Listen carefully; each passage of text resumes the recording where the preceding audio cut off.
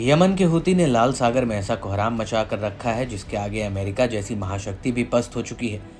लाल सागर, बाबल Mandeb, अरब सागर और हिंद महासागर में हूती आए दिन मालवाहक जहाजों और अमेरिकी युद्धपोतों पर हमले कर रहा है। हूती ने कई जहाजों को तो समुद्र में डुबा दिया है, जबकि एक जहाज अभी भी उसके कब्जे में है। हूती पर लगाम कसने के लिए 12 जनवरी 2024 को अमेरिका और ब्रिटेन ने यमन के भीतर हूती के ठिकानों पर कई हमले किए।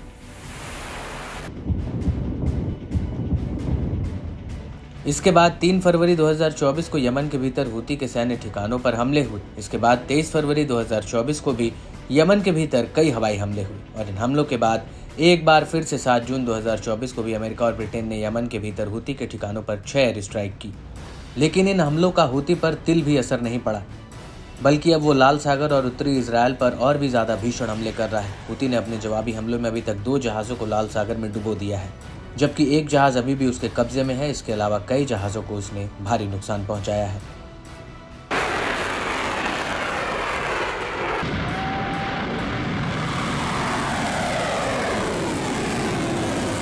लेकिन हूती पर एक बार फिर से लगाम कसने के लिए अमेरिका और ब्रिटेन ने 17 जून 2024 को यमन के भीतर हूती के ठिकानों पर कम से कम 6 हवाई हमले किए।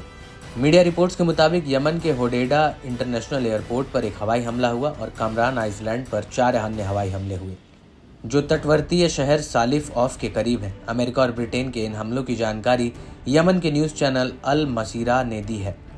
हालांकि ये पहली बार है जब अमेरिका और ब्रिटेन ने कामरान आइलैंड पर हमला किया हो। दरअसल यमन की अंतर्राष्ट्रीय मान्यता प्राप्त सरकार का कहना है कि पिछले हमलों में हूती ने कामरान आइलैंड और पोर्ट सैलिफ का इस्तेमाल लाल सागर में हमलों के लिए किया था। यहाँ तक कि हूती ने इन इलाकों में अपनी मिसाइलों और ड्रोन्स को नमक की खानों के भीतर छिपा कर रखा था। बड़ी बात यह है कि यमन का सालिफ इलाका कामरान द्वीप तक 10 किलोमीटर के समुद्री रास्ते तक फैला हुआ है और ये वही रास्ता है जिससे होकर जहाज़ों को अपने अगले बंदरगाह तक पहुंचना होता है।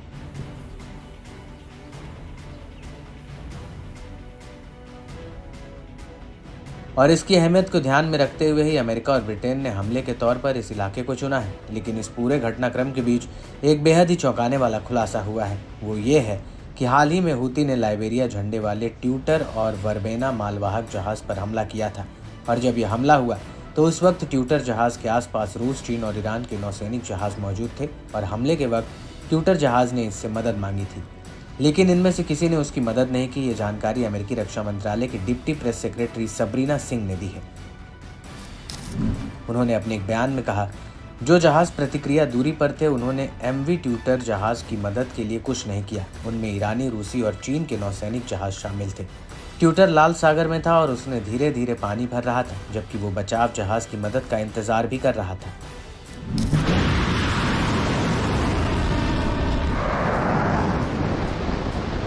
आपको बता दें कि हूती ने रूस और चीन से वादा किया है कि वो उनके जहाज़ों पर हमले नहीं करेगा और जब ट्यूटर जहाज़ पर हमला हुआ तो उस वक्त रूस, चीन और ईरान के नौसैनिक जहाज़ वहां पर आसपास मौजूद थे, लेकिन इन्होंने मदद नहीं की। जबकि अमेरिकी युद्धपोत यूएस ड्वाइट डी एशेवर्थ ने ट्यूटर जहाज़ को क्रू को सुरक्षित एयरलिफ्ट किया था।